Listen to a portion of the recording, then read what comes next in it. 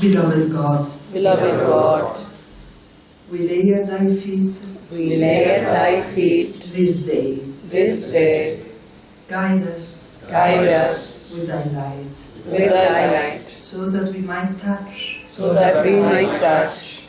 and make clarity on those points which are still keeping us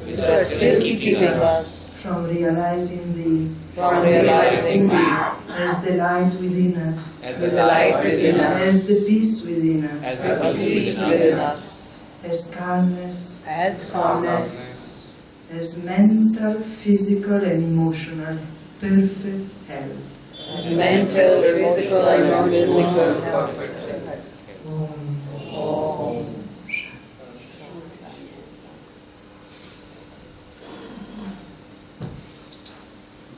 In fact, this morning is dedicated to exploring together the teachings of Paramhansa Yogananda about healing. And in order to understand the whole topic of healing, it is crucial to realize that all the teachings of Paramhansa Yogananda on self-realization are based on the relationship between will and energy. Once we establish this sort of paradigm as the foundation of our exploration, we are going to understand the vastitude and the detailed work that he built up in order to help us to understand healing. And in fact, an avatar like Paramhansa Yogananda never comes for little things, but whatever he's come to teach has a cosmic imprint behind, and is always going to be explained and brought to us with the foundation of a cosmic base. And in fact, in order to understand how healing can work, Yogananda invites us to see how creation started, how the whole process of creation was put in motion by God. If we are able to follow since that very moment the whole process, we are going to have the golden key towards the opening of ourselves to healing. And we can then apply for ourselves and others. So Yogananda explains that at the very beginning, in the pre-beginning, it was God and only God. Satchitananda, as we all know, I think we are all on the spiritual path in this room, so we are pretty much aware of what Satchitananda means, and the fact that that was the only thing that was, and is actually, and there was complete motionless. When he, for reasons that at this level of our evolution, we as humans cannot grasp, we cannot understand why he wanted the creation, but yet it happened. What he did first has been putting that himself as spirit into motion, projecting himself out of himself in form of pure consciousness, in form of thoughts and ideas. Please follow me. That has been the very first stage of the whole process of creation. Out of that first projection of pure consciousness in form of thoughts and ideas, he vibrated himself into denser vibrations out of those thoughts and ideas in form of energy and light. Then he vibrated and projected himself out of, at this point, thoughts and ideas, energy and light, into denser vibration in form of matter. So we understand that the whole process is from a consciousness stage of thoughts and ideas to a stage of energy and light to a stage of matter. So we understand that the beginning of creation, and then you will understand the beginning of any creation, means also that form of creation which is destruction, the destroying action, which is another form of creation, starts with thought. And that to thought follows energy in order to become matter, in order for the thought and the idea to become matter. So the process is thought, energy, matter. This is exactly what happens within us and around us. We are nothing but condensed forms of thought. Thought to which energy has been applied, and it has become, yes, this body, but yes, this body in all the forms of perfect or imperfect health. And whatever is inside this body, included our mind. Perfect and imperfect health of our mind. Again, pure results of an originary thought. So we understand then that the whole system of healing, as taught by Paramhansa Yogananda, but not only by him, but by all the saints and sages of all ages, by all the holy scriptures, by all the holy systems, is that, and let's go there together, whatever we see or experience as matter, as present conditions, can be alterated by working on thoughts.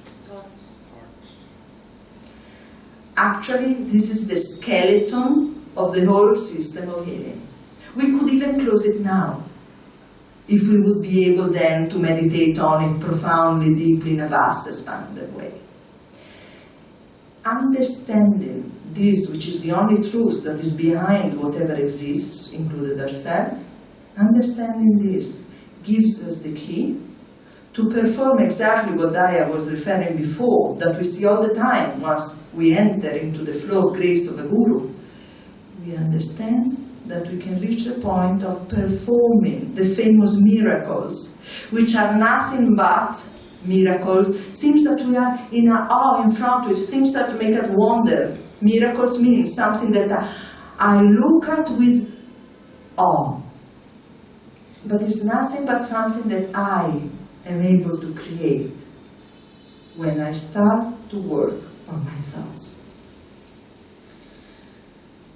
How to work on our thoughts, how to affect our thoughts, how to bring changes in our thought.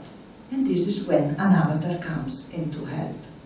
So he gives you methods. A great avatar like this one gives you methods. Why? Because he is one with the Creator. He just has the form of, in that case, a body born in Calcutta. But it had a form of a body born in Israel, and so on and so forth. No? So, methods which are going to touch our thoughts and change the origin of the issue, emotional, mental, or physical, that we call disease.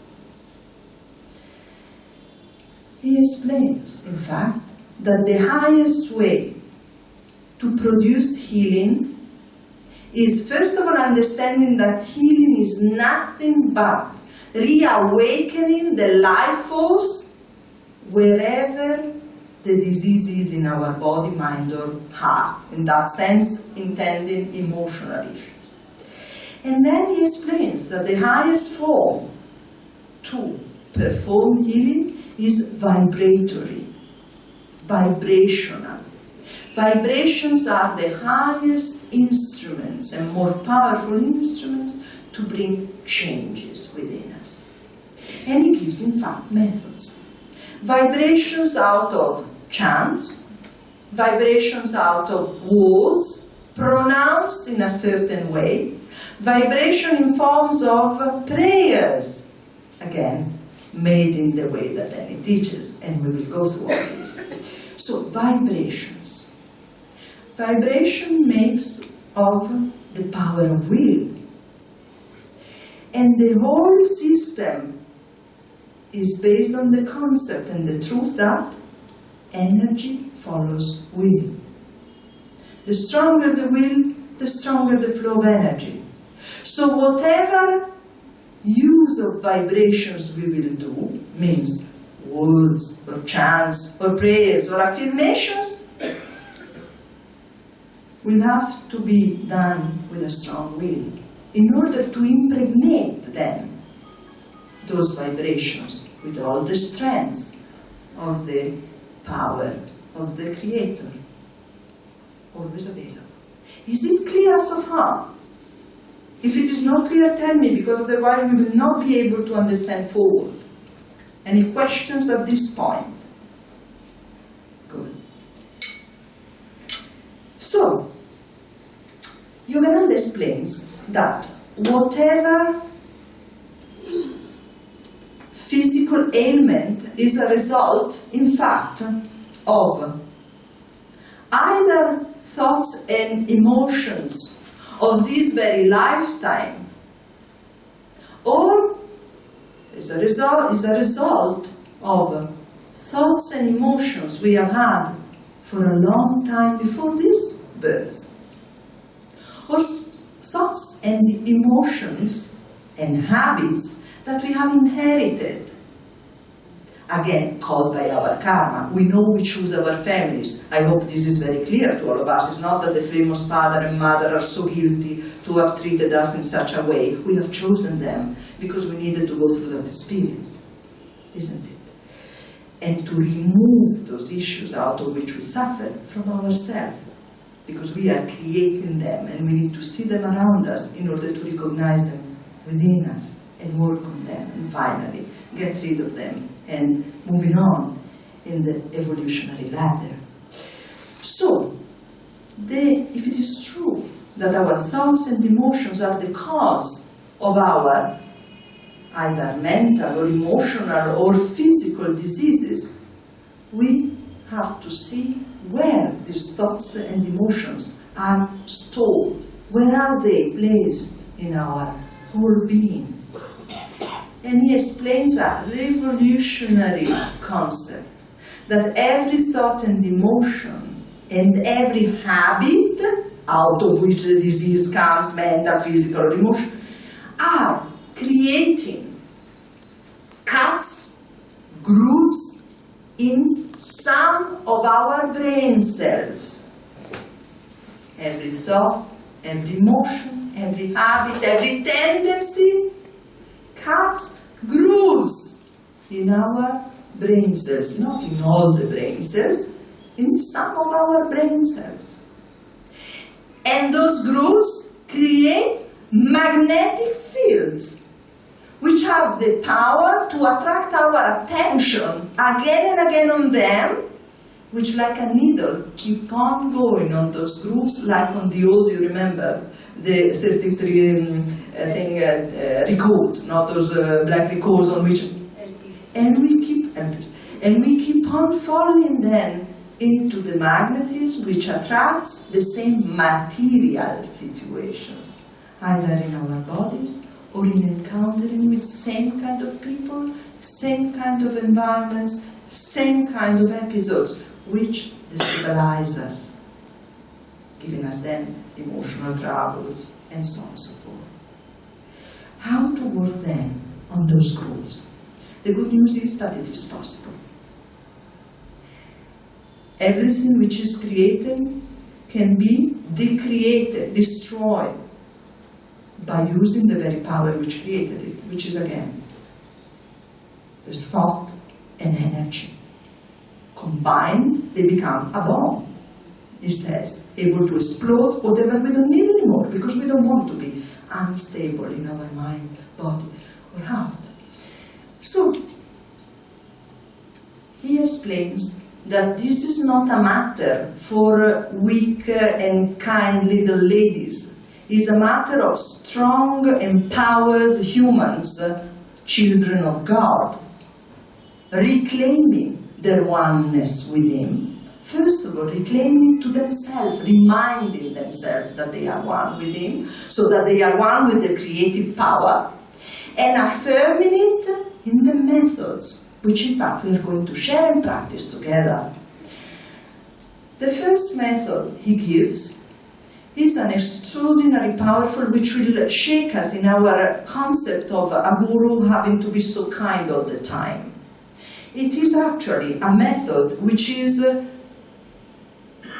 the embodiment of all the power he invites us to apply when we work with God. It's a method of command. This is the word he uses. It's not that we are using it to describe something that he said. He uses the word command. In fact, we have created in an aware way, commands to ourselves to be what we are now, out of which we are suffering. We have to command the opposite. So, he says, and then we are going to do it ourselves. He says, first you feel that you and God are one.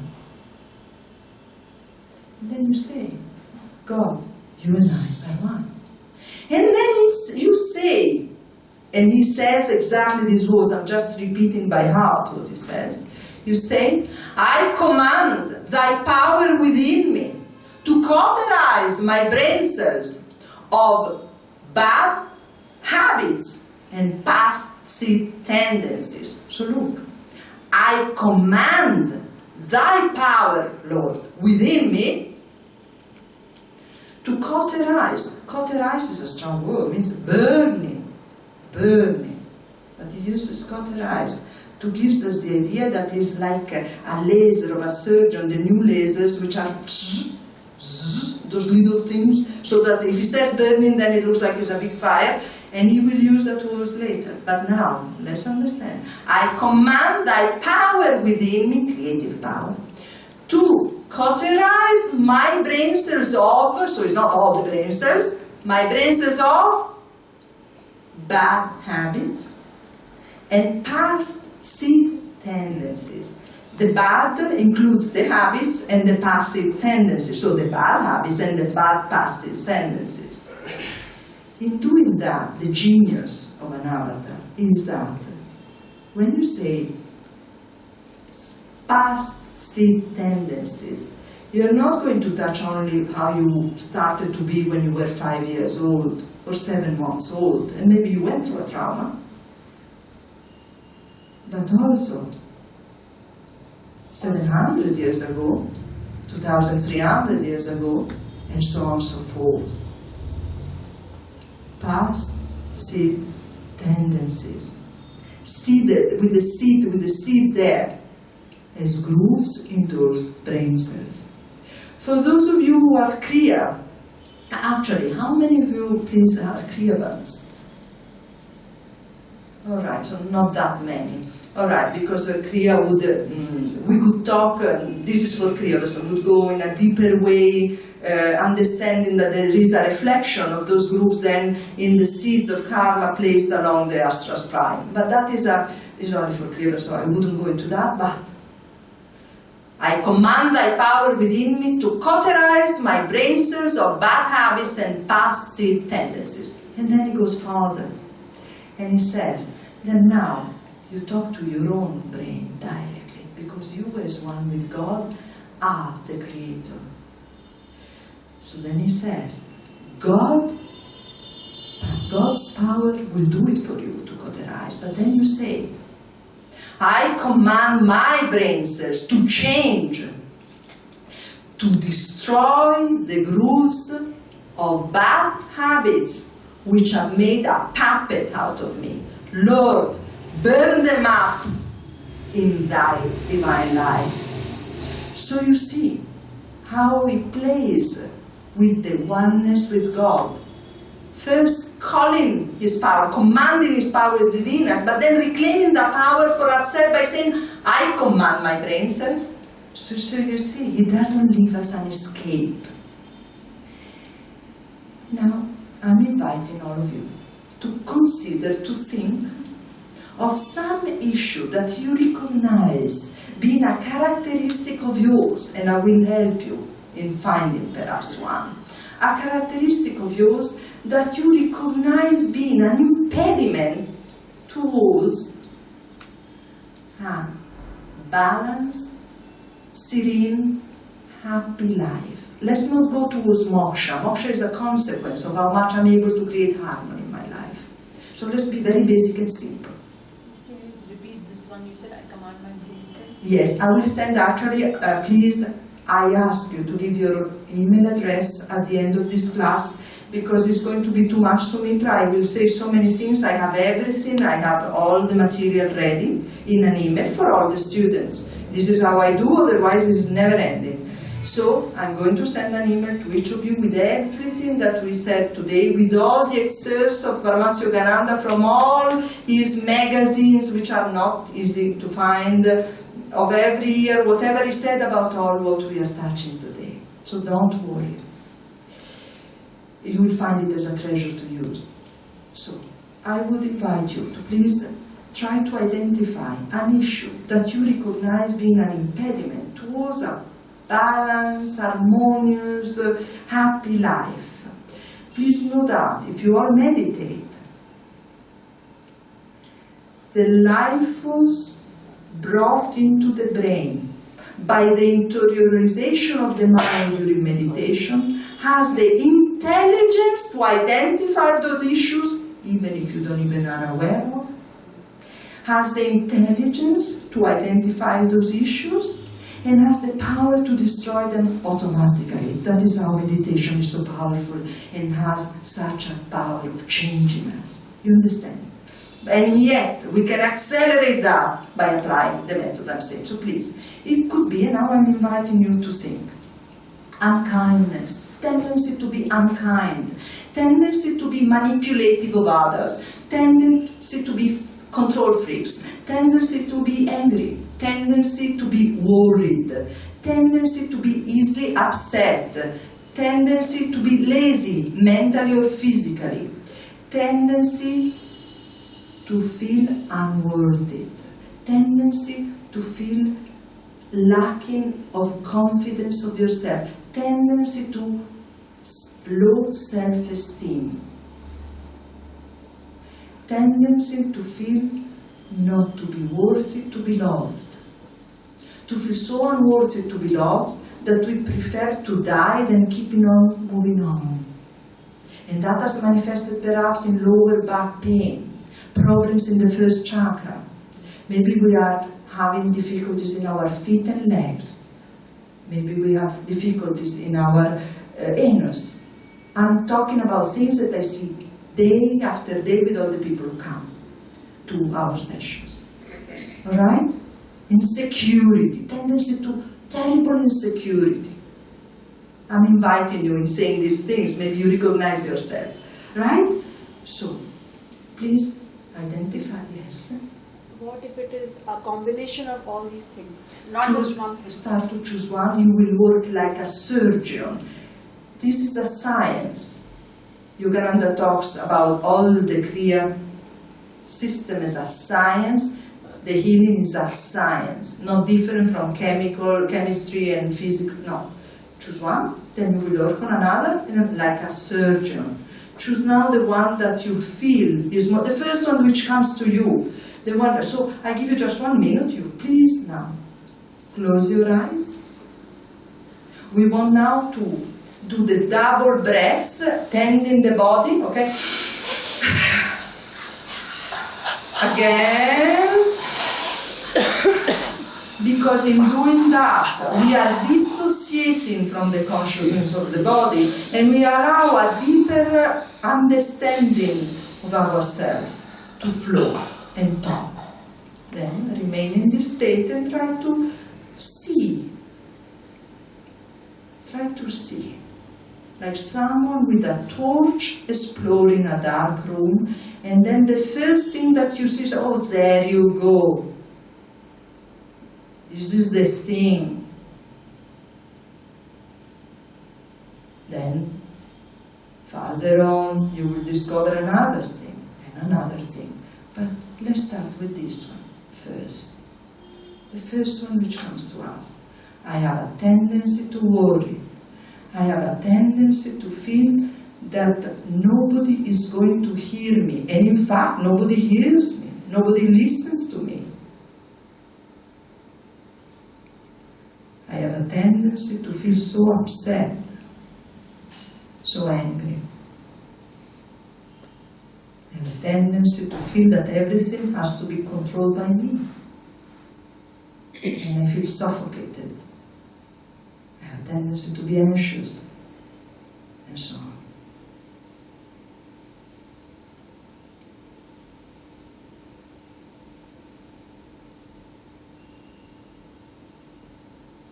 Then, with an attitude of love for ourselves, and not of judgment, not of feeling guilty, nor desperate, we start our work. You keep your spine straight, not touching the back of your chair if you can. And then you try gently to watch your spiritual eye, the point between the eyebrows, gently, without forcing. Gently, just lightly upward, there. And then you feel that you and God are one.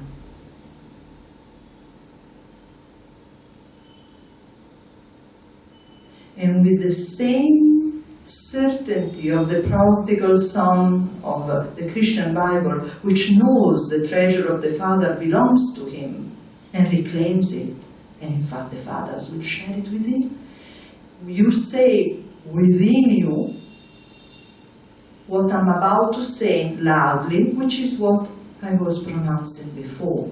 You say it within you, trying to concentrate on that area between the eyebrows.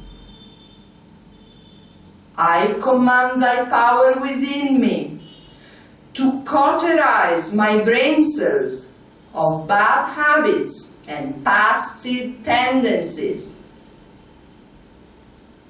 And you know, Yogananda says that the power of God within you will do it.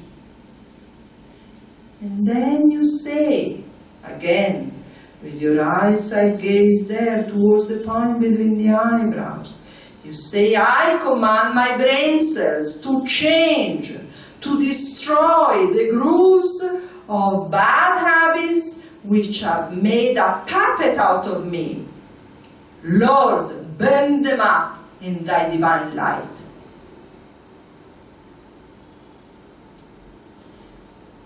And you feel that there is this power, vibratory power, induced by your strong conviction with which you, and strong will with which you have impregnated your words. You feel that it's really filling your brain and working with that precise, strong, healing power of God, with that precise, creative power of God, of which destruction is a part.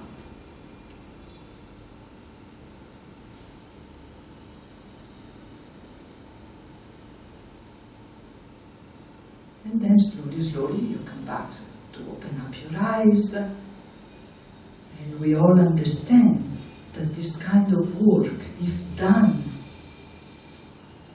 in deep meditation or at the end of a deep meditation, is utterly powerful. Utterly powerful. To be done more than once. Yes. Like Kriya, we are not doing it once. Like meditation, we know very well we are not doing it only one day.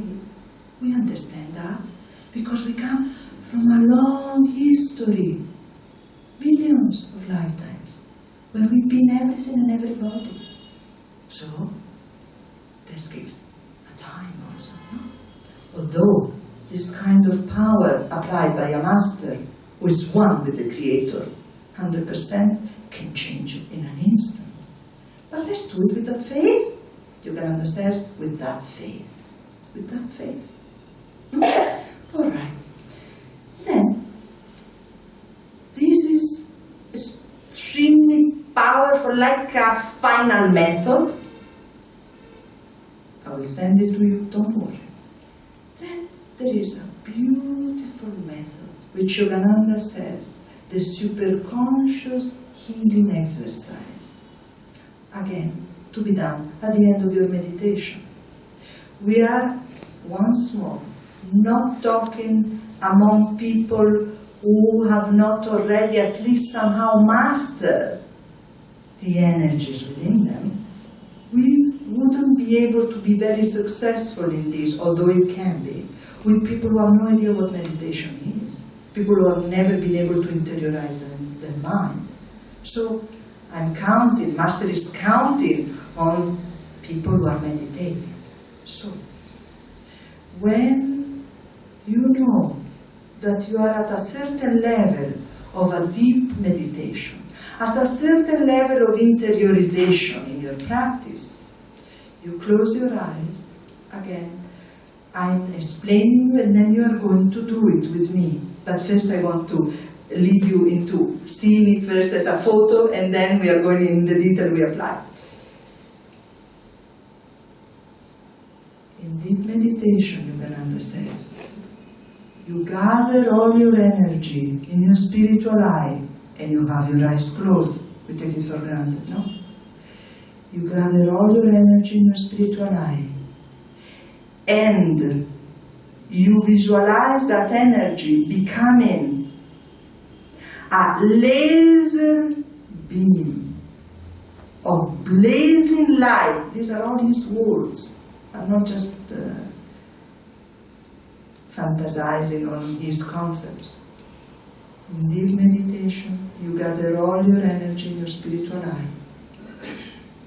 And you visualize that energy transforming into a laser beam of blazing light, and you shine it over your brain, instantly destroying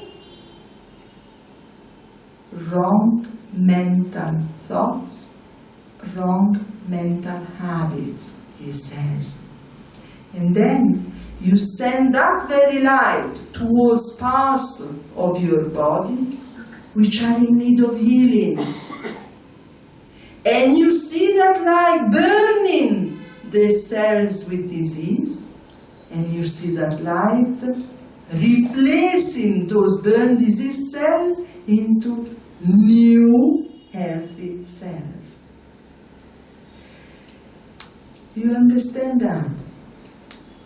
Before we enter into the practice of this super conscious healing exercise, you can apply this very exercise not only when you have a problem in your left foot, which we want yet to honor, of course, yes, to honor, but when you have a broken heart, for whatever reason. When you are in deep grief because you have lost your spouse or you have lost your son, and you are not able to get out of that suffocating, contracting grief, which is clouding all your expressions of life. You send that ray to your heart, and you see it entering into that dark, cloudy, foggy, shadow space, and filling it with that light, which has the intelligence, Paramhansa Yogananda says, of seeing the issue, identifying it, and transforming it. You see? You see how we can stand and play with these very methods. There are not many, but the applications are infinite. I have seen people coming out of griefs which were of losing the spouse, for instance, they were not possibly able to get rid of in years. Getting out. Depressions, inability to work, and so on and so forth. All right. So with this awareness of how we can work with these methods, let's do it together. Again, can we choose a wrong mental thought we know is wrong, we know is impeding us in something, or can we choose a wrong mental habit, which again we know is wrong and is an impediment towards our happiness? Can we please choose it now? And then we do it together. All right, thank you. So now is the moment for you to choose your other.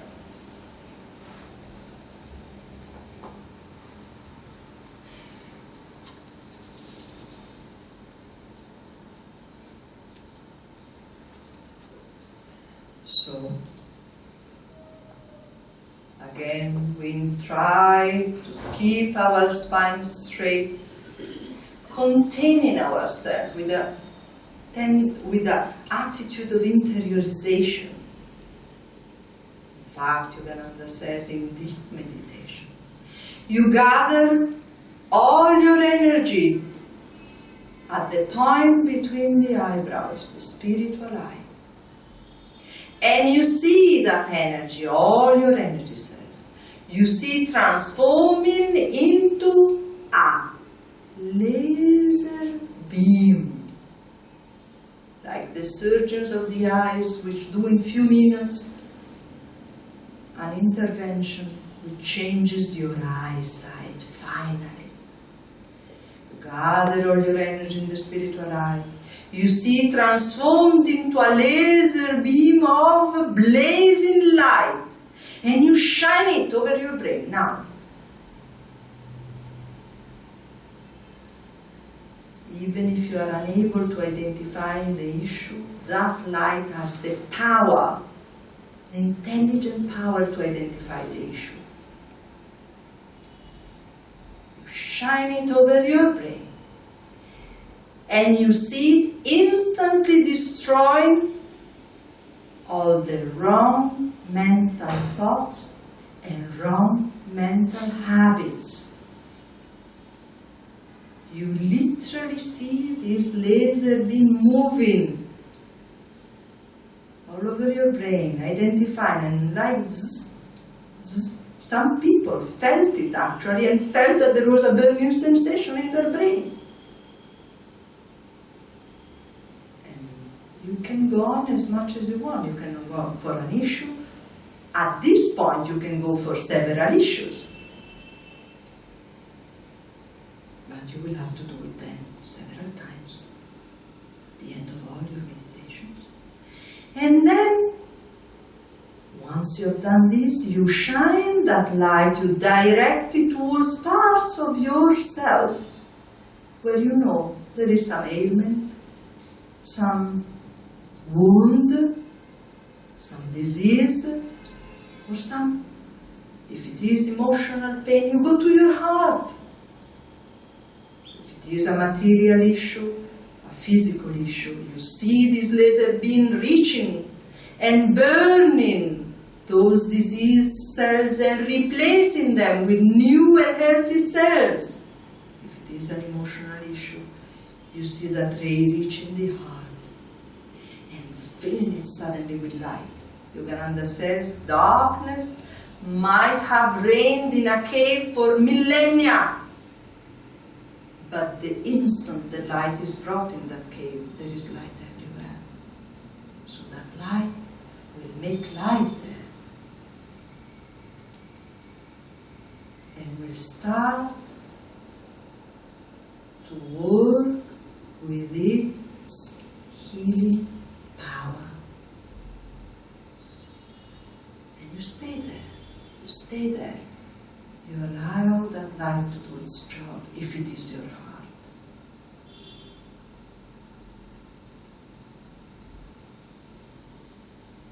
All this to be done with perfect faith, unshakable faith, Yogananda says, in the power of God within you, which is a power of love.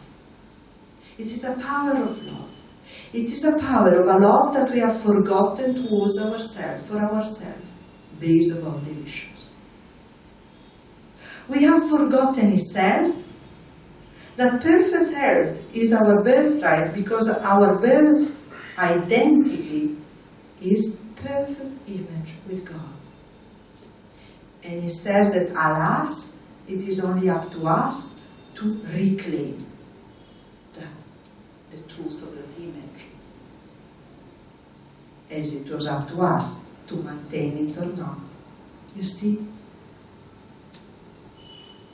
Then you can open your eyes again.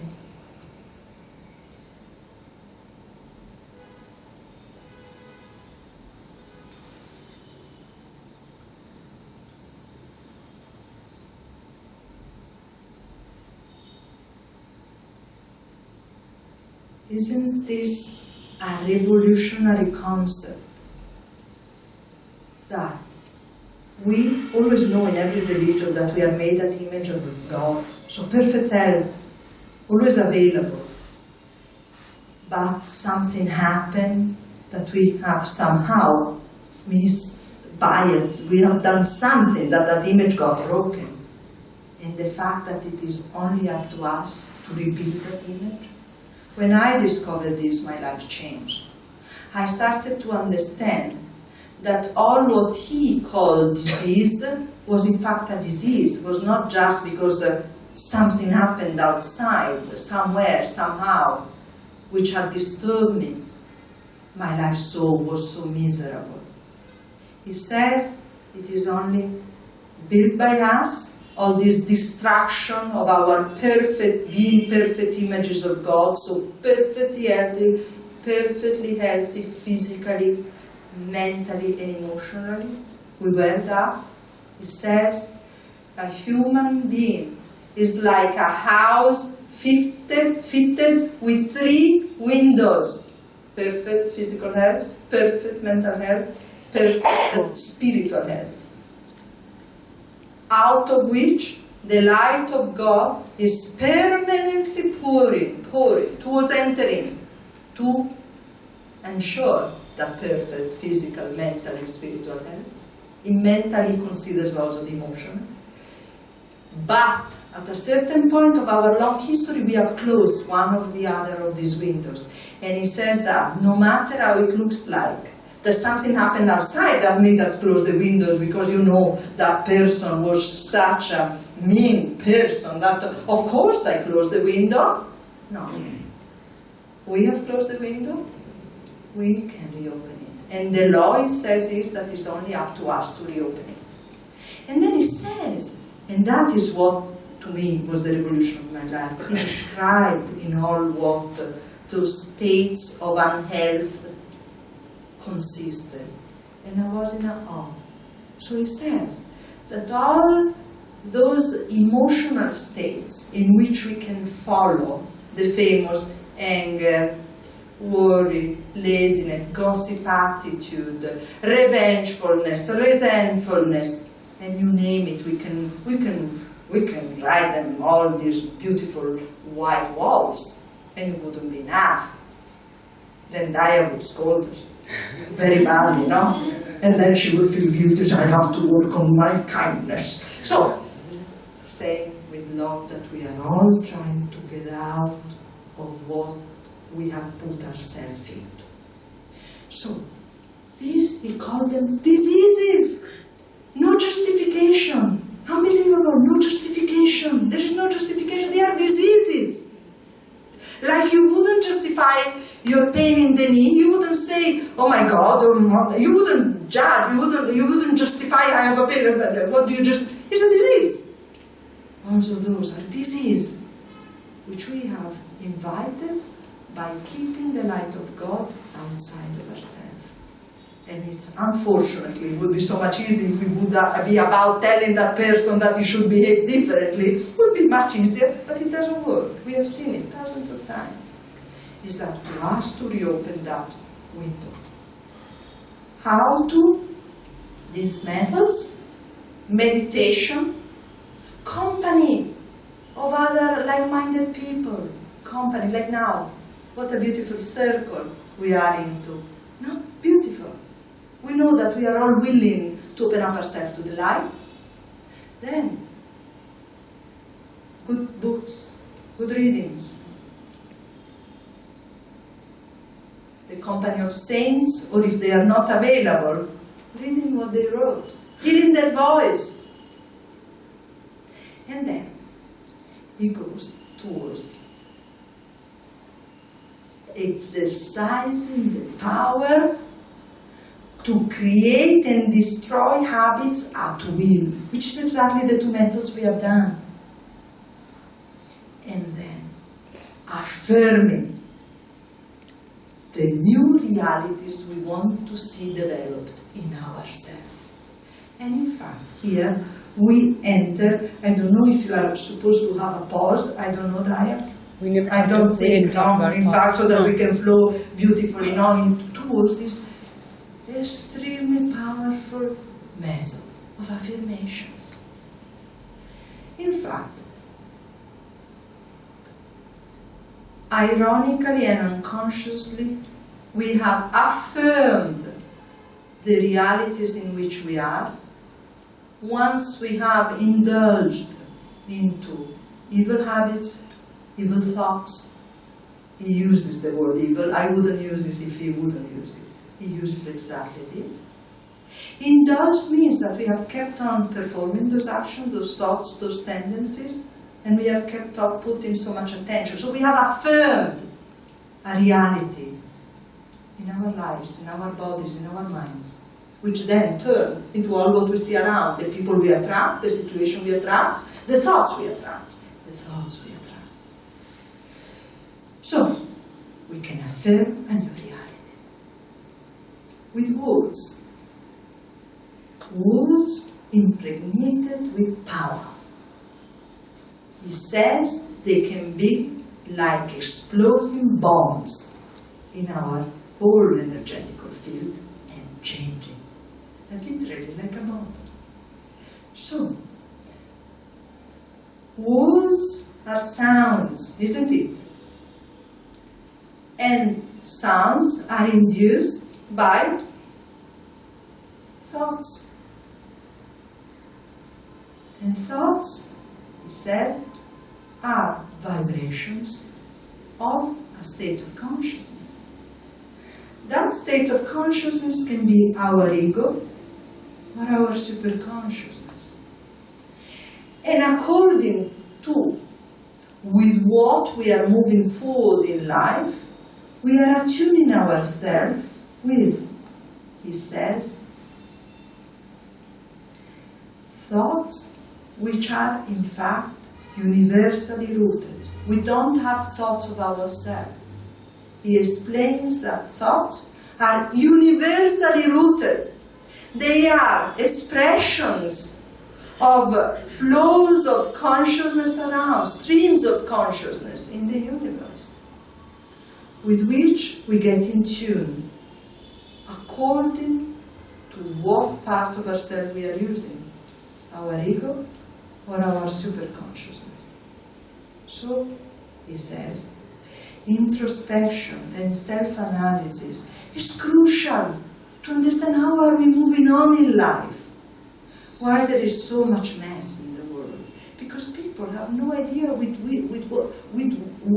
of what kind of engine is motivating them. No idea. And they don't even know that there are a part of ourselves which is in tune with the light and a part of ourselves which is in tune with darkness. And we have to choose. That is what you discover when you study the healing teachings of Paramhansa Yogananda. You can choose. You can choose which aspect of you using, and so you choose with which stream of consciousness you are moving in tune with. And then, so you choose your thoughts. And then, consequently, you choose your life, which is a materialization of your thoughts. Is it clear? I would like to know if you have questions about it, because this is very, very crucial. It's clear.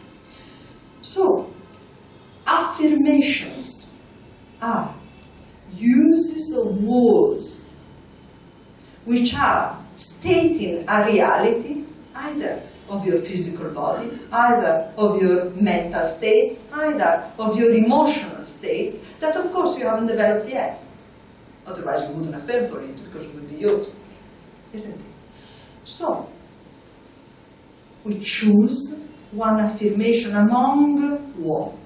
The masters have made booklets of affirmations, but the very words in some of the books that we feel are resonating with something within us in a certain moment, they can be used as affirmations.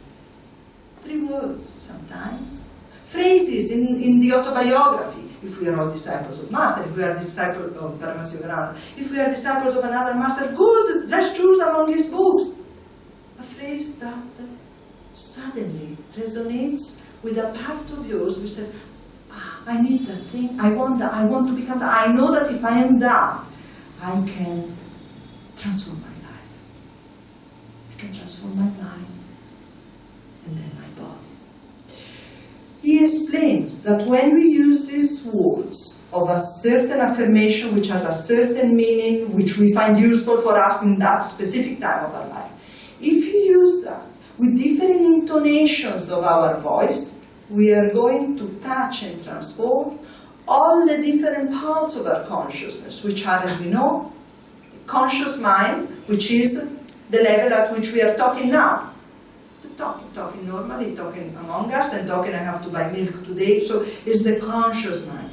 And it's going to touch the subconscious mind, which is, in fact, such an important and crucial aspect of ourselves to understand. It is the storage of millennia and millions of years of lifetimes that we have taken, where all the habits, thoughts, tendencies, thought patterns, beliefs are stored. And it is what rules 99.99% of mankind. The other 0.001% is people like us who can work on themselves and change their lives.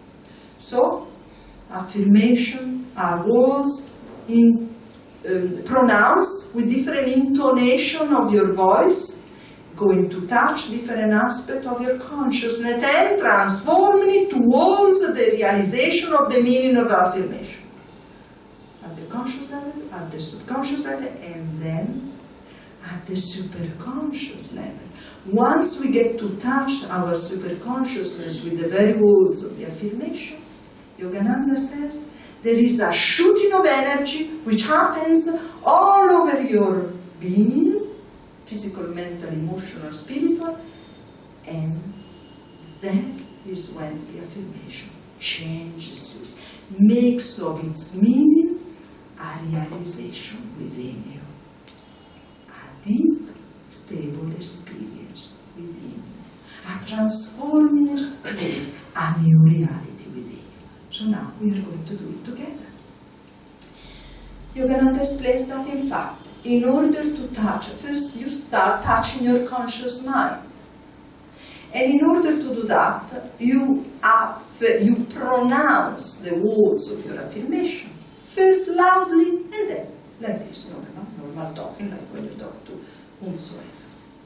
So, 2 different intonations, high and normal, for 2 different volumes, high and normal, for touching the normal conscious, the conscious mind with your affirmation. Then you pass towards touching the subconscious. For that you have to use a whispering volume. Like this. I have to do this. So that you know that you are talking to something which is deeper. It is your subconscious. And then, same again, to touch the subconscious at even deeper level, you pronounce your affirmation without a sound. So you are pronouncing it within you, in silence. So at that point, you have touched your conscious and your subconscious mind. Then you put the 5th gear. And you are going to touch your superconsciousness by pronouncing in silence those words watching in your spiritual eye, and in silence, I'm saying, bringing the meaning at an even deeper level. And again, same affirmation pronounced in silence, but with the willingness to bring it at a even deeper level of superconscious. At that point, there is what Yogananda says as an explosive bomb, as a shooting of energy, which is like an electroshock in all your being. Any questions here? So we're going to do it together. I would like to do an affirmation, which is, of course, there are affirmations for any sort of issues. Usually what we all come from is a place where we would like to have more light in it. Because when there is more light, Yogananda says, that light has the power to go where you don't even know that there is some darkness residing in you. So this affirmation, among his scientific healing affirmations, is what in the experience of these years of studying and practicing, I noticed helps everybody. And then you can find your specific for material abundance, for discouragement, for insecurity.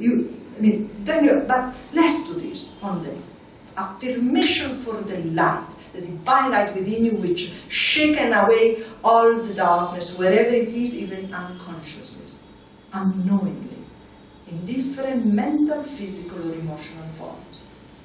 I repeat it to you now, and then we do it together. You will follow the intonations of my voice. The affirmation sounds. Excuse me, I need to drink something. Thank you. I'm fine. Thank you.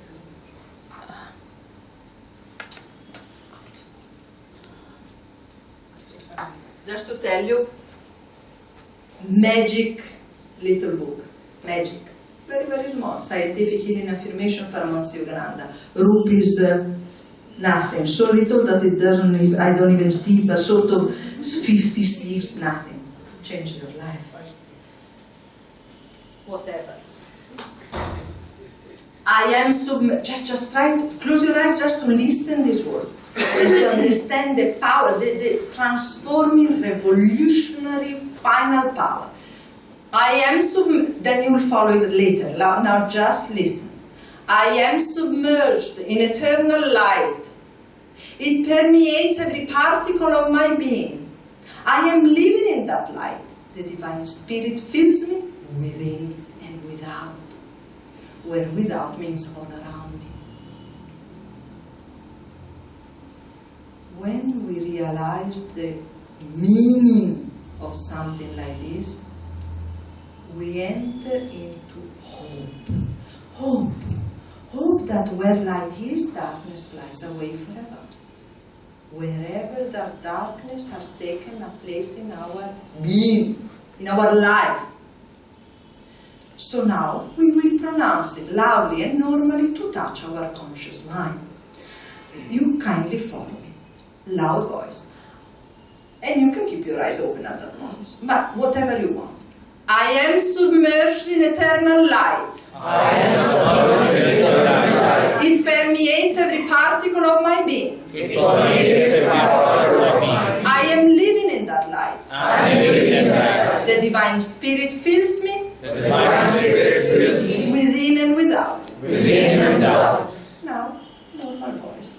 I am submerged in eternal light. I am submerged in eternal light. It permeates every particle of my being. It permeates every particle of my being. I am living in that light. I am living in that light. The divine spirit fills me. The divine spirit fills me. Within and without. Within and without. Now whisper into yourself, so to touch your subconscious mind. I am submerged in eternal light. It permeates every particle of my being. I am living in that light. The divine spirit fills me. Within and without. Now in silence, again touching the subconscious mind. In silence, don't pronounce at a hearable level the words. I am submerged in eternal light. It permeates every particle of my being. I am living in that light. The divine spirit fills me within and without. Then you lift your gaze towards the spiritual eye, the point between the eyebrows, and you know that you are touching your superconsciousness at that point.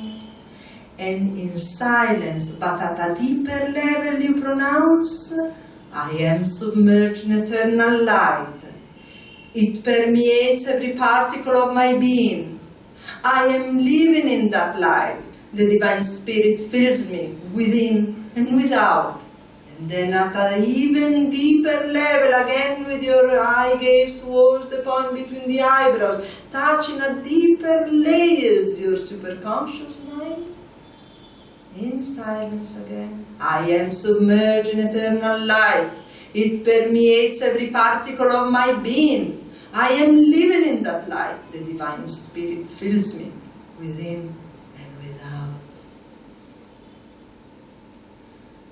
When you do this, you are flooding your whole being at all its level with the divine light of God, which Yogananda says is supremely intelligent, as an infinite power of projection, so has the power to touch areas of darkness which are creating all the mental, emotional, physical impediment, elements of darkness at the origin, means in its infinite power of projection has the capacity to touch when you were who knows whom, who knows where, indeed who knows what, or reacted to who knows whom and who knows why, creating exactly a space for darkness. That light in its infinite power of projection is going to touch that moment and dissolve the darkness by its appearance, brought by the power of God with which you have impregnated your walls. What power? Created by what? The creative power of God, created by your intention, faith, strength, determination, conviction, Yogananda says, and repetition. You have to repeat it. Best time after meditation, yes, but then let it become like a mantra. A specific affirmation used as a mantra in a specific time of your life when you know that you need exactly to manifest that aspect within you.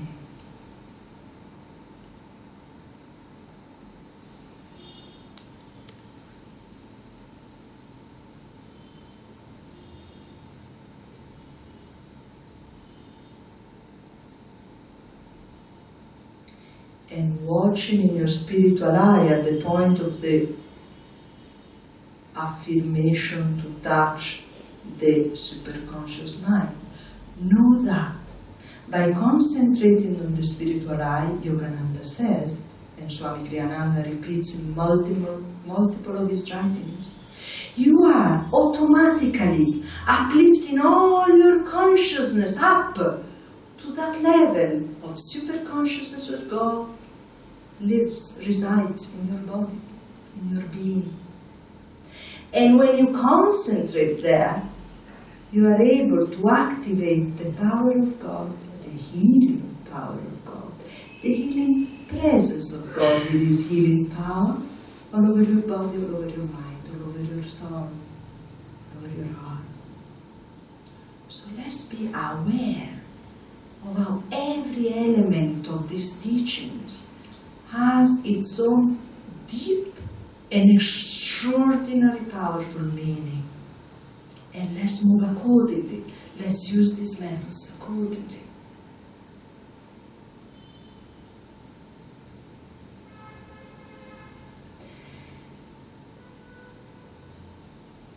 What we have done so far has been working on ourselves. We have used the superconscious, yeah, it's you see, wow, no, so much We are touching, we go beyond time here because we realize, no, that we are vibrationally moving towards the long channel of our history, isn't it? Known and unknown history. So, it is deeply touching chords of our being that we are not used, perhaps, to touch. We are allowing actually the light of God with its power to touch them. So, what we have done so far has been working on ourselves to bring healing. But in fact, as it is a plan of love, and we are united as souls incarnated on this planet, we are united in this plan of love of God to take us out of the need of incarnating. So we all have a relation with each other. Even whatever is happening in China now is exactly related to you. Is not no. What was happening in Atlantis is not related to us. It was another yuga, another group of souls. No, but here. So, ironically, part of our healing is also helping towards the healing of others. Not necessarily as healers, not necessarily with that attitude or presumptuousness, but as channels of that very energy, of that very conscious cosmic energy which has the intelligence and power to heal. We can be channels of it. Activating that cosmic conscious energy always around us, activating it, channel it by our will of seeing others better. In that better mean, able to cope better with whatever situation they are going through out of their karma.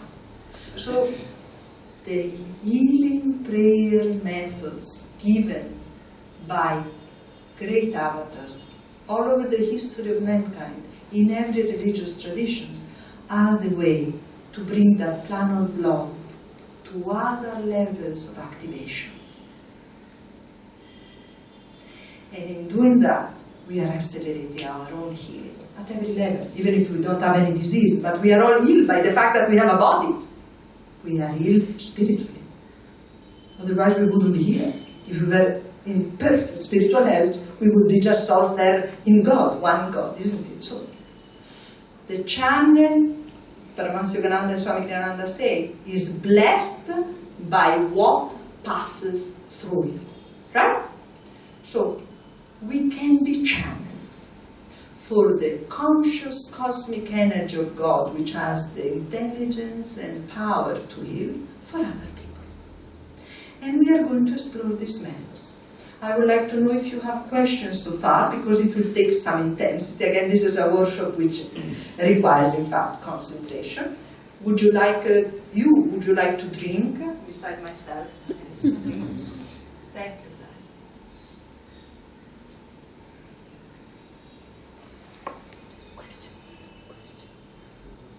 Serena, question? Right. So, if Mohita doesn't have any questions, I think I can move forward. Yes, tell me.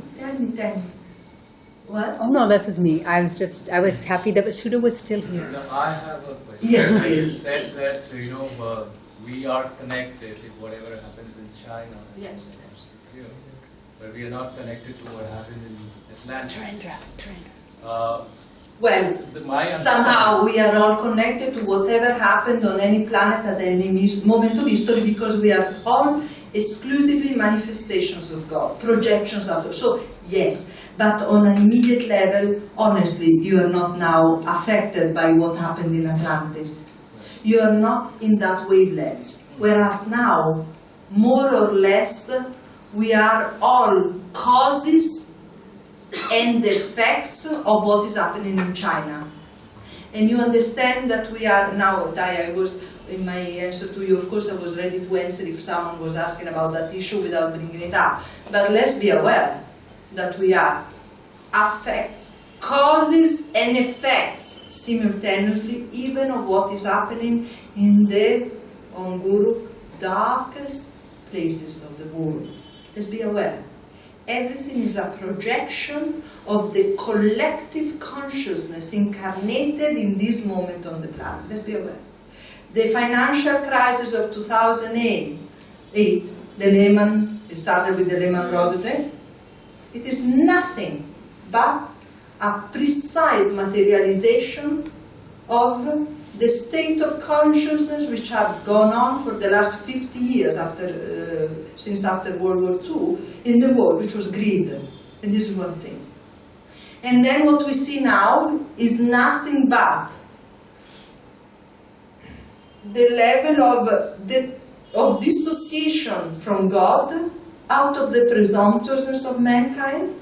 The action of dissociating ourselves from God, means from the light of God ultimately, has caused then these explosions of darkness.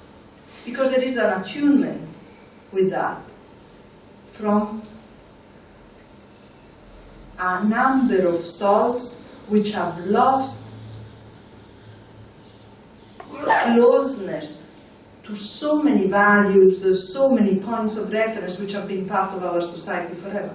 So, it is a specific moment in the evolution of the consciousness of mankind where God is ready to take us to another level.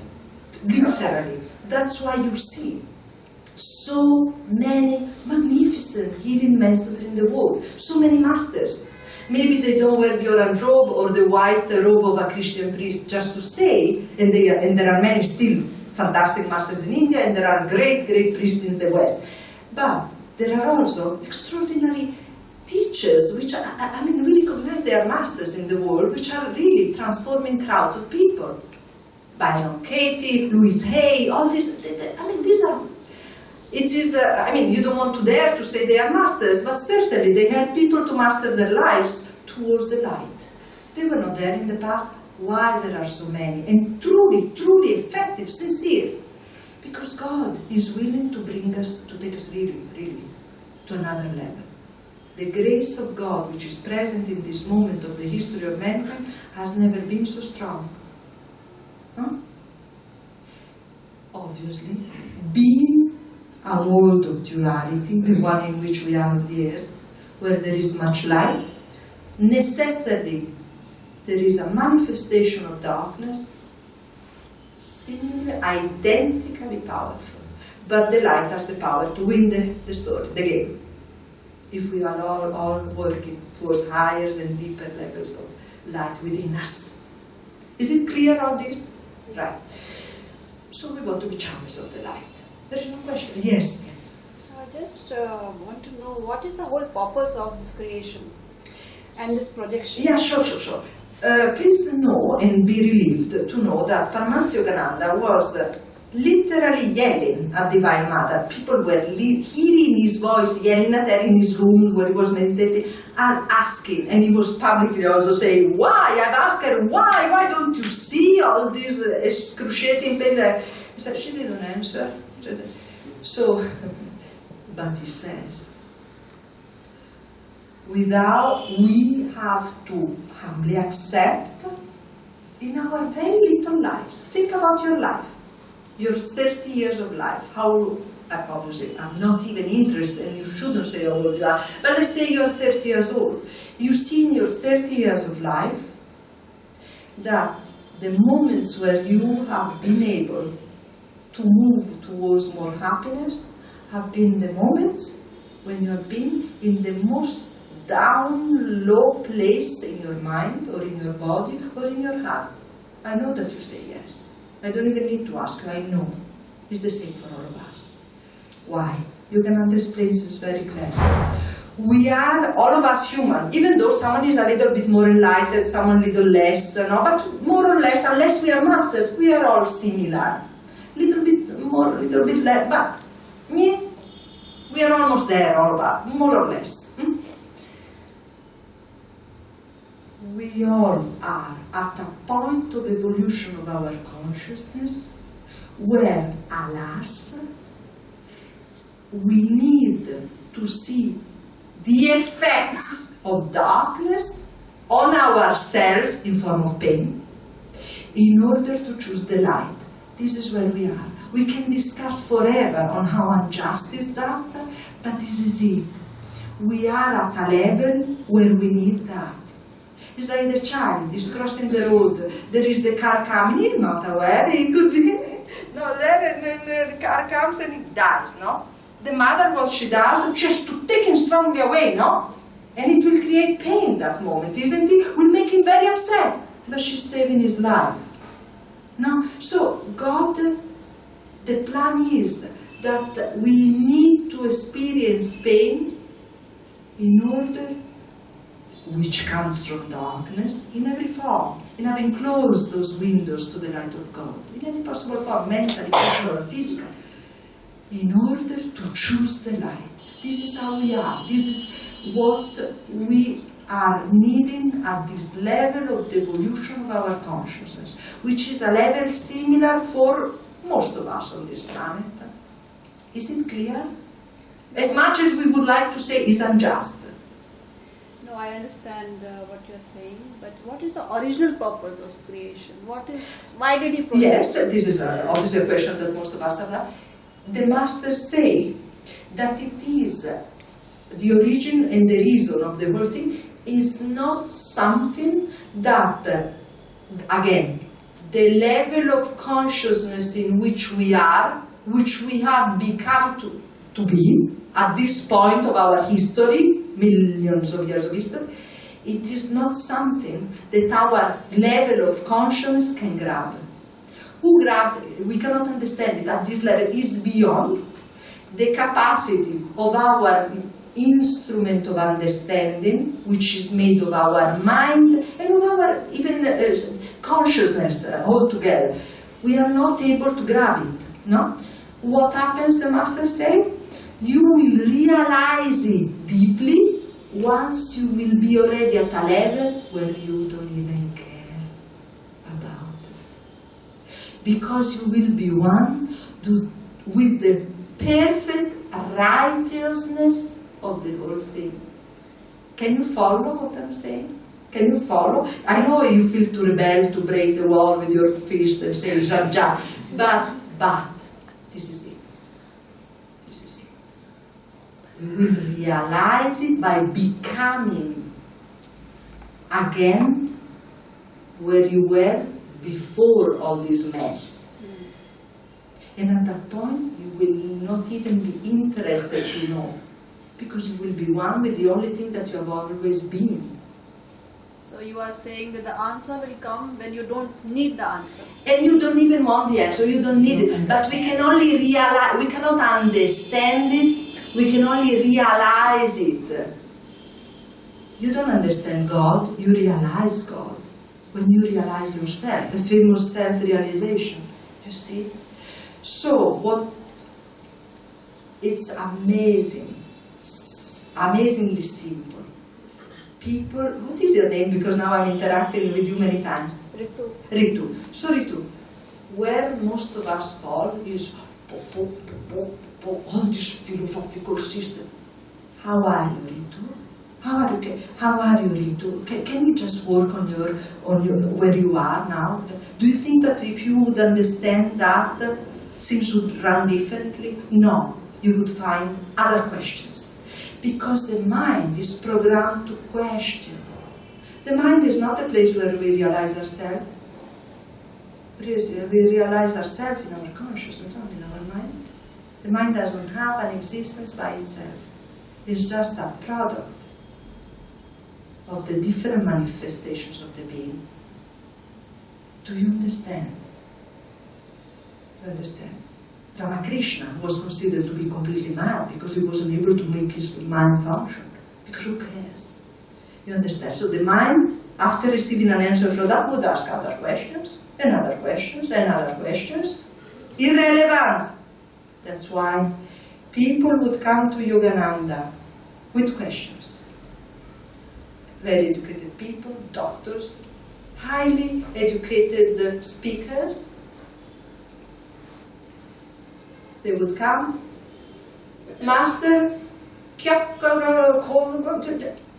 love God, he would answer. Then they would say, okay, he hasn't understood the question. And they would repeat the question, so why the worlds are stable, why the planets, love God, but why people have love God?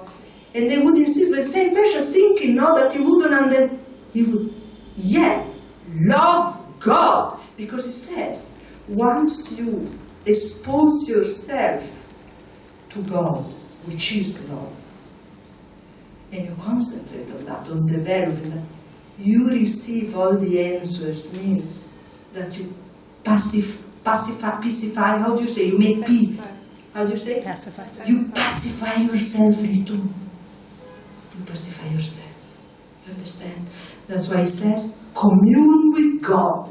Commune with God. Which takes you beyond the need of answers. Do you understand the subtlety? Very good. Let's go into our prayers, otherwise here I will ask you if you have questions later again, right? The whole method of prayer is exclusively to become channeled, to activate the fact of being channeled for the conscious cosmic energy of God for other people, right? So, first of all, we have to be aware that we are constantly surrounded, beside being permeated, by the conscious cosmic energy of God, and that very energy, that very consciousness is supremely intelligent and has the power to transform reality, so to transform disease. Although Yogananda says the only disease we want to really go in touch is the spiritual disease, means the disease of ignorance, out of which then ignorance of our real purpose and our real reality, which is we are called to go back to the unity with God. From that disease, all the others are then manifested. So, the simplest method, there are 4 methods, the simplest and the most complicated. The simplest is, you are meditating, you are ending your meditation. Or let's say, any time of the day when you receive a news and you want to pray for that situation, you simply feel your energy, feel the energy in your body, concentrate it on your arms and hands. Simple, don't do anything, nothing else. It just says, you concentrate on the energy on your body, you bring it on your, you concentrate that you are bringing it, taking it to your arms and hands. And very simply, you rub your hands, it doesn't even say the numbers here of how many times. You rub your hands, so the hands, not the arm, only the hands here. So, you rub your hands, and then, either pronouncing it or without pronunciation, you send ohms towards the person or the situation or the place in need. Again, aware that what you are activating by doing this, and so channeling and reactivating, is the cosmic conscious energy around you, right? So, concentrate on the energy in your body, bring it to your arms consciously, to your arms and hands. You rub your hands, and either with loud voice or silent, you in order to understand that this is really what you are doing, please now, all of you, kindly rub your hands like this for a while. First you start to feel it's almost burning and you want to stop. In fact, stop and kindly, slowly, Serena, stop. Slowly, you start slowly to feel like this. Put them parallel to each other. Can you feel sort of a tingling sensation? Can you feel that there is something there? Yes, there is air, yes, there is light, but there is something more. Can you feel it? Can you feel it? That is that very cosmic conscious energies that you have called within you in order to be projected towards. Now let's see if you got it. Yes, towards Mr. John Smith was the issue. Yes, to Ambala where there is the problem. Yes, to my office. But tell me, where also? If it is true, what Yogananda says, that this energy has an infinite power of projection, what are we understanding? To cosmos. Come closer to your reality, to where your issues start. The famous anger, the famous worry, the famous I'm not worthy to be loved. Send it there, wherever in your history, knowingly or unknowingly, the issue started. That energy has, Yogananda says, I repeat it, an infinite power of projection. If it is true that is infinite, what do we understand? That it can be projected, infinite, into space and into time. Do you understand? And of course, towards people that are not here. Marvelous. And this is the simplest. Very, very, very, very simple.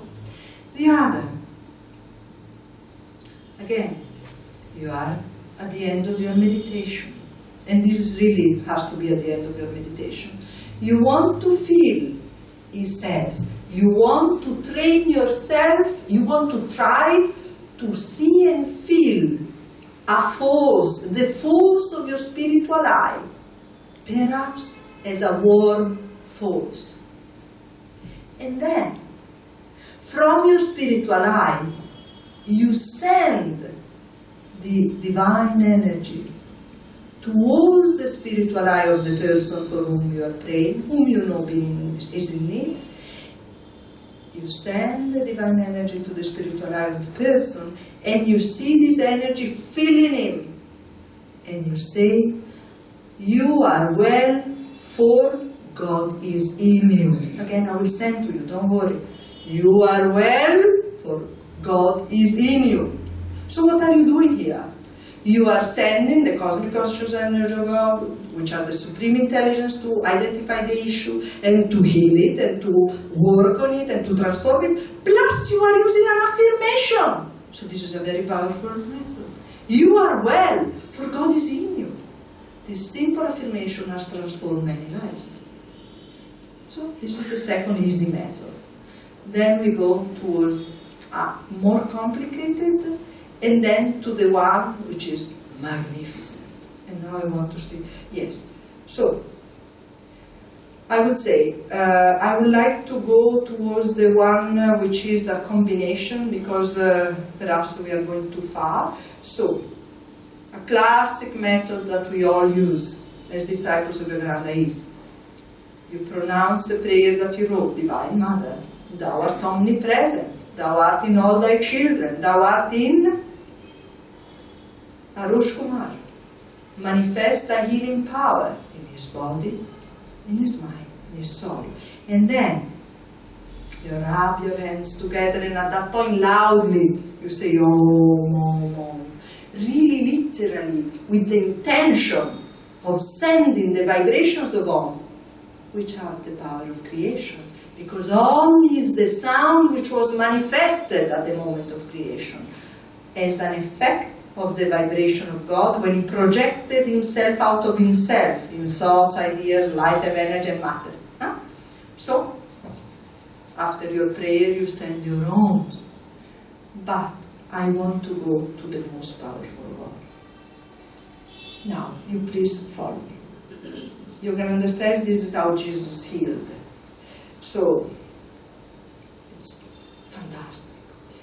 You want to dissociate your mind and life force from the consciousness of the body, so that there is more space for the divine cosmic energy to flow through you, less conditionment, right?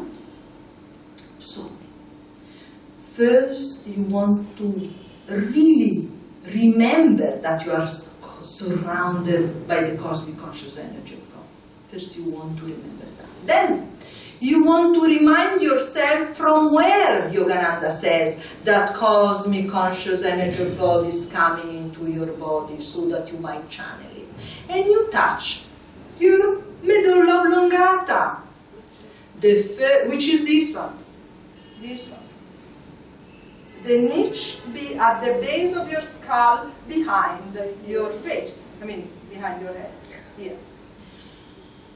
That is the first cell which was formed at the moment of our conception was exactly the one of the medulla oblongata. So we understand, if that is the first cell, is the opening for that cosmic conscious energy to give us life. In fact, once it enters in the body, it becomes the famous life force, which is what sustains us. Breath. Excuse me? Excuse me? I didn't hear. Sustains us. So, we touch our medulla and we touch our spiritual eye, other gate from which the energy enters, but especially medulla. And then, with the awareness of the cosmic consciousness of your medulla from which it enters, of your spirit, you, in order to dissociate your mind and life force from the consciousness of the body, you tense all your body. You tense and you release. You tense and you release. And again, you are aware that you are calm in the cosmic consciousness. Again, you touch your medulla so that you remember that all these energies coming into you. And then again, you tense and relax. You tense and relax. Again, with the awareness. I'm saying how he says. I'm not boring or, who knows what. He repeats these things exactly in the way I'm repeating, exactly the number of times I'm repeating them to you. Again, with the awareness that the cosmic conscious energy is entering through your medulla and through your spine, and is flowing to your spine, and it is flowing through your spine and from your spine into your arms and hands, and at that point, you, with bare arms and bare hands, as much as you can now, you rub your arms, bare arms, strongly, vigorously, right? Because you are becoming like a divine dynamo. You see, a divine battery. And then your hands, this time he says 20 times. You cannot count, so you say 1, 2, 3, 4, 5, like seconds. 1, 2, 3, 4, 5, 6, 7, 8, 9, 10, 11, 12, 13, 14, 15, 16, 17, 18, 19, 20 is burning. At that point, you send it out towards your person. And you feel it. Can you feel it? You answer loudly, yes or no? Can you feel that out of your hand something is going out? Yes. Fantastic. So at this point, he says, you visualize your person there, or yourself. You touch yourself in the points where you know you need healing. If it is an emotional issue, touch your heart. Put those hands on the heart. If it is a physical thing, put your hands on your physical thing. If it is that you have no clarity of mind whatsoever, put it on your head and your front head. Or if it is a person in front, we start to send it. How?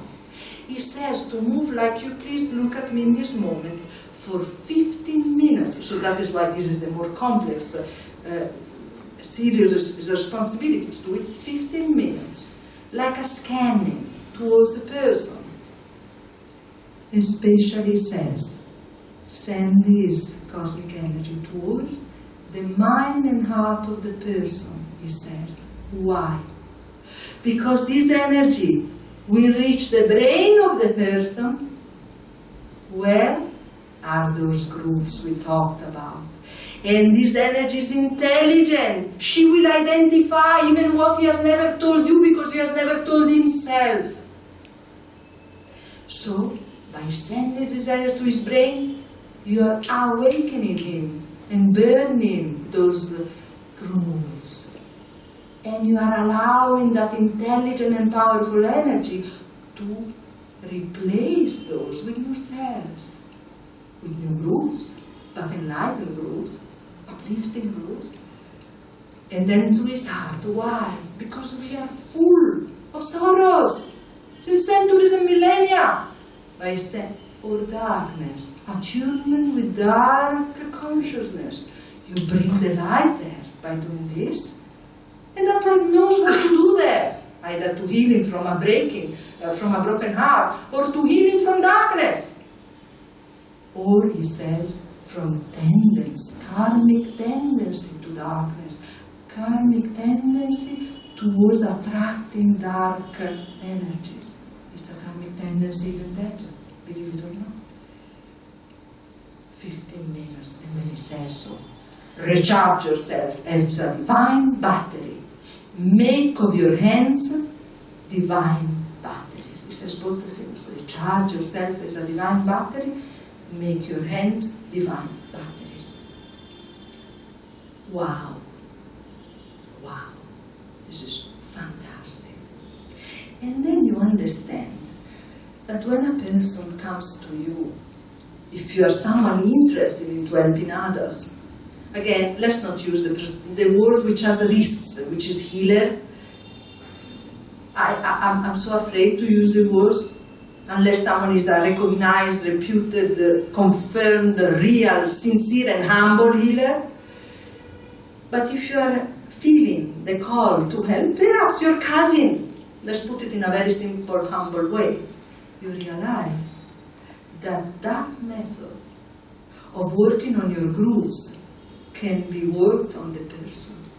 And in fact, the other method is, again I will send you everything, do not worry.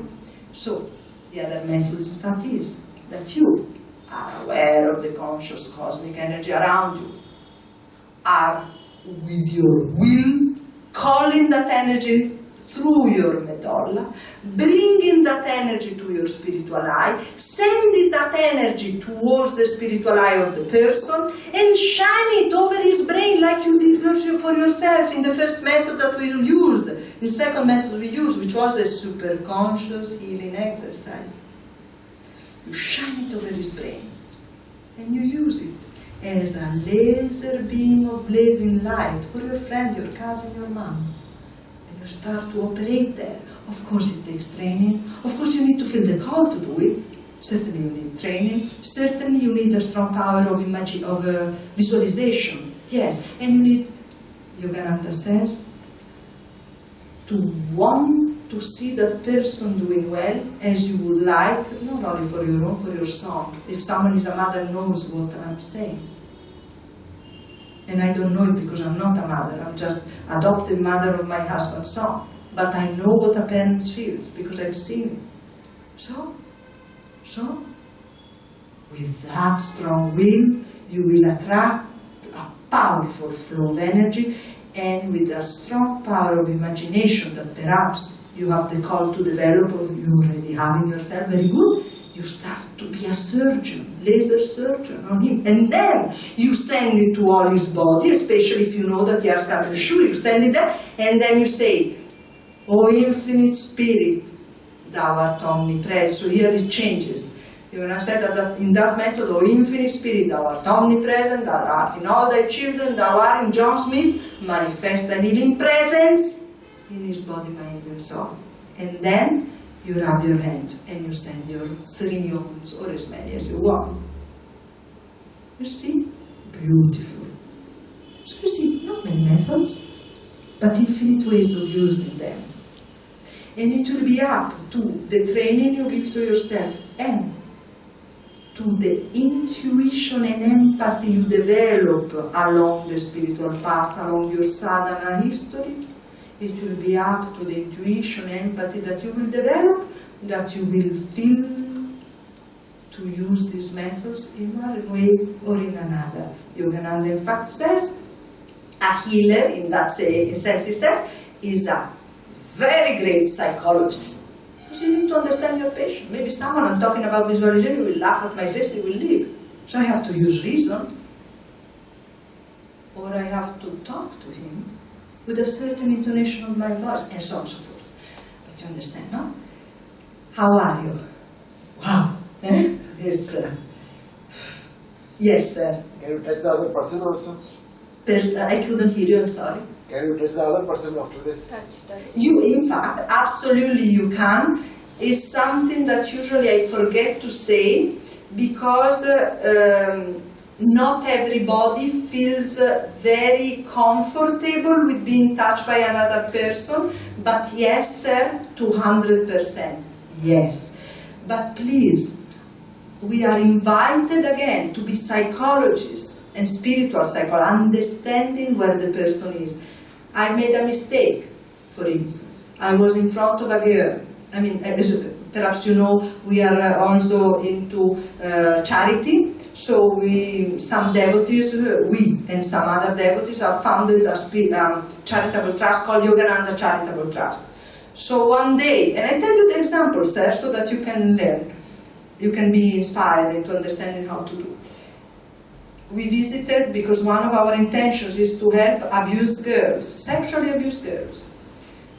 We went to one place to learn now what they are doing, the best place in India for this kind of cures, this kind of charitable works towards them. And I made a mistake. Out of love, yes, but out of ignorance.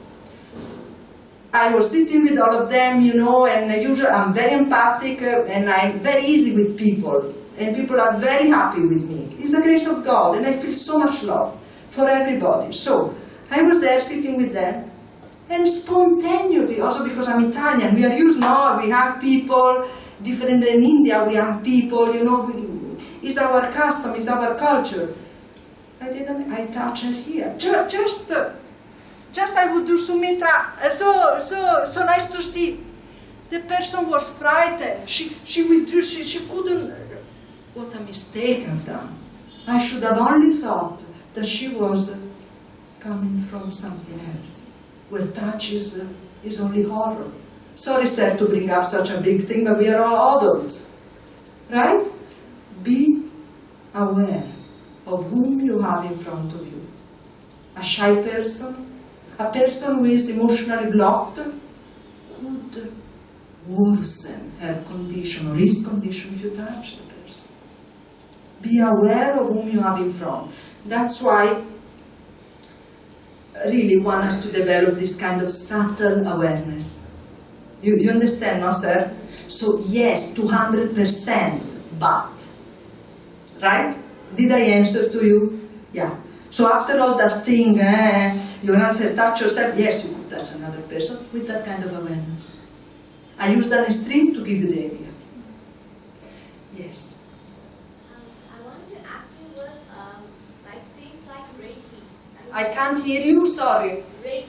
Yes, it's a wonderful method. So we can incorporate that. No, that is the interesting thing. This is a very interesting question. I'll give you an example.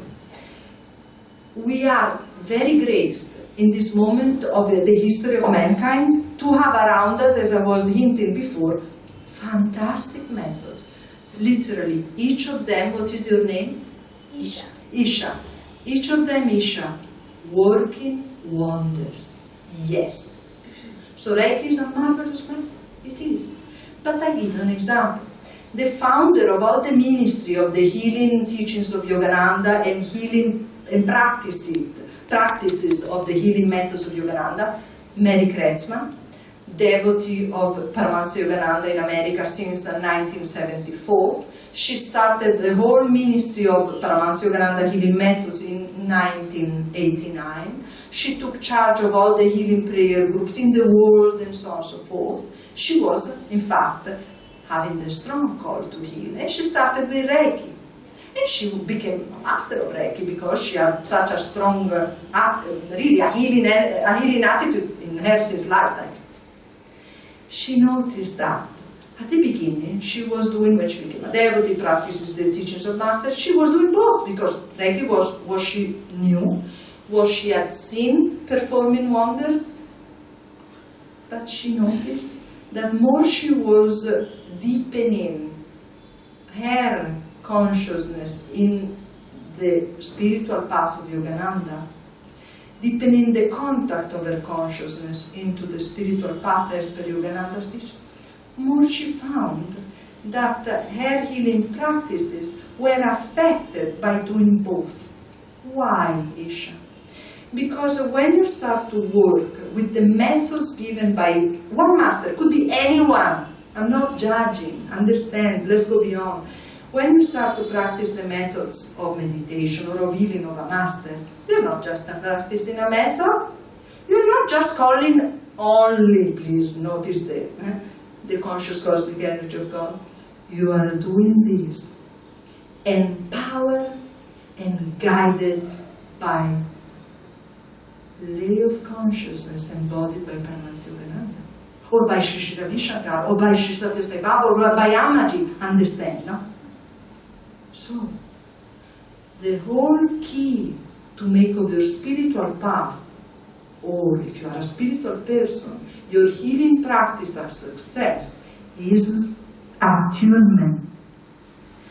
When you start to attune yourself, one step after the other of your spiritual path, one sadhana after the other, one reading and studying after the other, when you develop attunement, you see that you are activating a power much bigger than anything you ever dreamed, which is, in fact, the power of God empowered by the power of your Guru.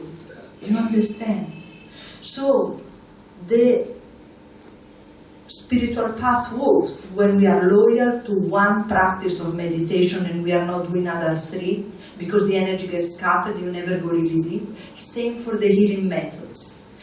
Although Isha, let me tell you, because I know many methods, let me tell you, I also know Reiki. I never practiced because in front of these everything went. I can't even focus on too many things. But for sure, your knowledge of other methods, I've noticed, help me to use these methods in an even more astonishing way. You understand? So for instance, I give you an example, because there is nothing hidden here. Theta healing. Theta healing is nothing but exactly all this. Theta healing, which is one of the most powerful methods existing, fantastic, given by God. Given by God to Vayana Stibal, a saintly woman, there is no doubt. So, I know about Theta, I find it fantastic. It helped me to use all the tools of mastery in a higher way, in its higher and higher way of these methods. You understand? So definitely study, see, but then practice one thing. Otherwise, your own capacity to channel will be scattered, will be reduced. This is the experience not only of me, but Mary Kretzmann, so I know that I can rely on what she says. So my dear friends, it is precisely 1:30. I would like to invite you to ask questions if you have some. Otherwise, we will do a prayer for please tell me something. When we generally, the way we heal, like we ask requests, like somebody is not well, we say, no, please pray for that, and we pray. And usually the person is receptive, wants to be healed. Right. But suppose Great there is question. somebody... Great question, great. Yogananda says, the power of healing resides in the power of the healer, which is not that he has a power. He wants strongly for that energy to pass through him, and he has a strong capacity to either visualize or sending in with his words, not? So the power of the healer and the receptivity of the person who has to be healed. Where for healing, we understand, is not about curing the person, it's about healing him from the original issue as per God's will. As per God's will. So, if there is a powerful healer and a very receptive patient, let's say, be sure that although he will not necessarily be cured from the precise ailment of 15th of February 2017, he will certainly start to melt away lots of chunks of karma which are the origin of that thing. Are you understanding where I am? So, the soil is the faith, he says, the power of the power of the healer, the receptivity of the patient, and the soil of the patient on which you put the seeds of healing is his faith in you. But you on which you have faith, in God. Let's be clear. And forget about any healing you do. Forget it. It's not you, it's God. Never talk even about it, unless to inspire people. When I was telling you of the widow who was relieved from the grief of years, I'm saying to inspire, not to say, tell me. Your question? Yes. After rubbing hands, we have to put our hands like this Absolutely. for 15 minutes. Like this, my friend.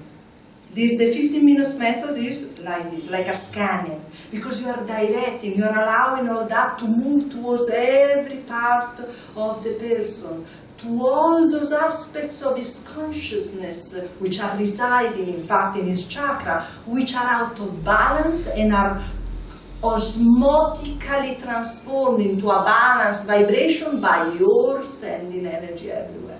After that, what we have to do? What should be the posture of the hands? Like this, as you are. After 15 minutes. No, during the 15 minutes. After disconnected. Pass. That's all. Pass. And please understand, because more and more people ask me, am I good? Because I lead a group of prayer of devotees in India. We are 44. If you want to be part of that, you are most welcome. We receive prayers requests every day. Each of us prays for 3 people for 1 month. Then from 3 other people another month. And so on.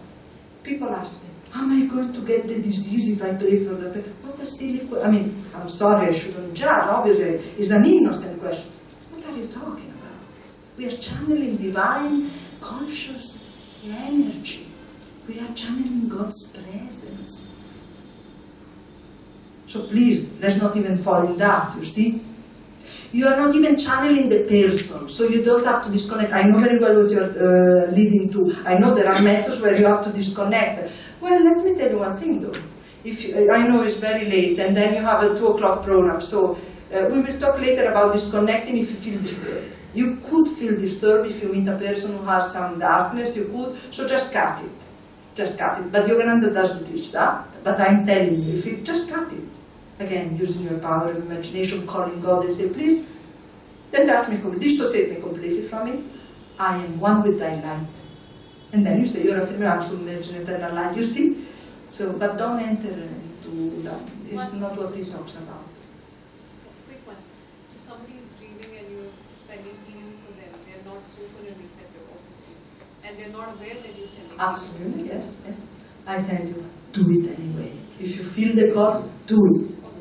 Do it. It will always have an effect because it is not the powerful effect like if someone is willing, receptive in front of you. Please, what's your name?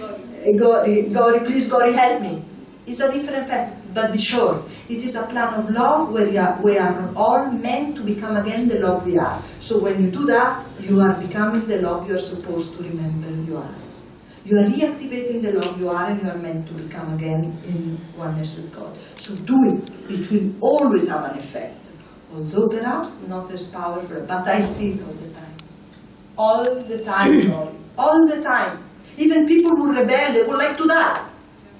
They would like to commit suicide. Be sure that it doesn't go wasted. Sure, 100, 200%. Right? Right. Can you just repeat what the question was? Yeah. What? What was the question? Their question was, what about if someone is not asking for healing? What about someone who doesn't even know that you are sending healing energy to him? I had the same question. Right. So you should keep healing. Yes. Okay. Yes.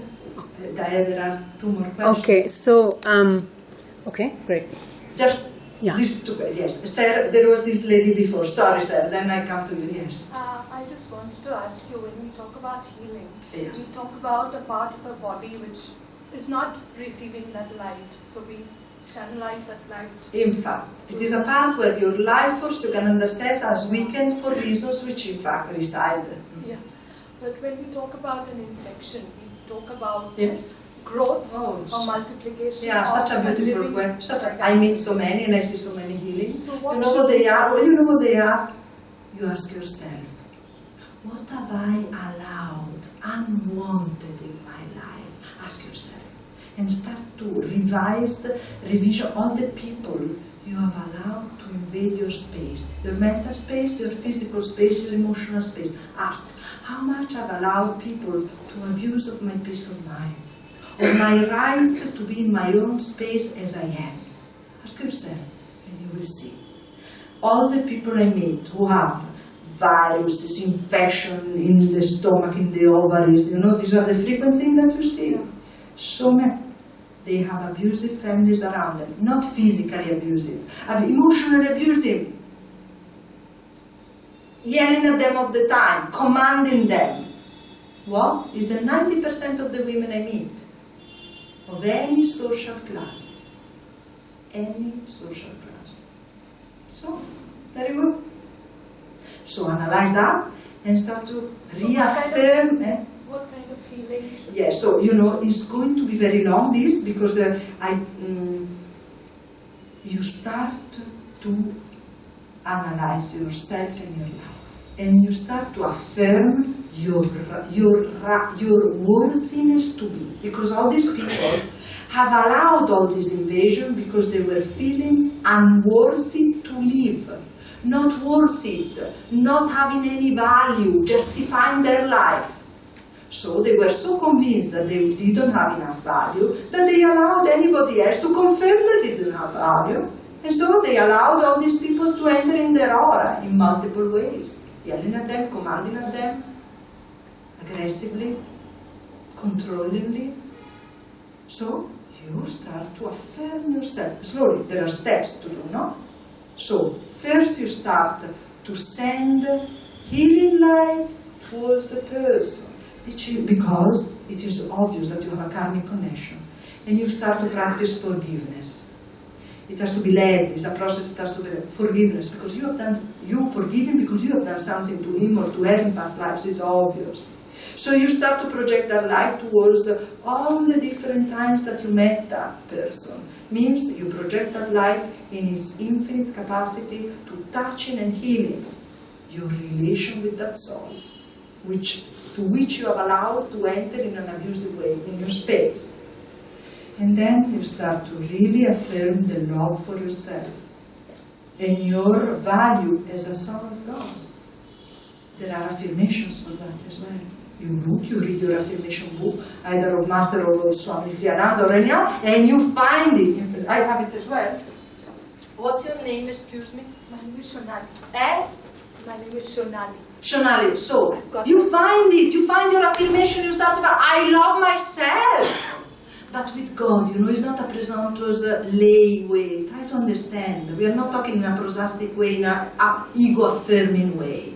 We are not talking about that. Please, we are all spiritual people. You find it about the assertion of your dignity. Affirmation for dignity. These are people who are not feeling the dignity of themselves. Right?